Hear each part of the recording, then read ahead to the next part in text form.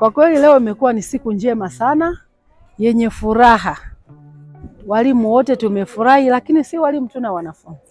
Mwanafunzi wetu Fadhili amefika leo shuleni kwake kuandaa chakula ale pamoja na walimu wake na wanafunzi wanaoishi katika mazingira magumu. Lakini sambamba na hilo ni kuwagawia masweta watoto wa kike na wa kiume, wanafunzi wa hapa shuleni ambao ni watoto yatima.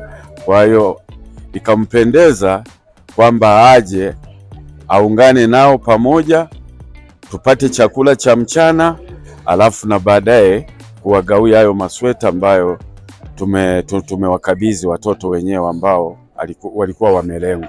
Haikuwa rahisi kufika hapa, ni nguvu zake. Isingekuwa rahisi kufika hapa, ni mkono wake.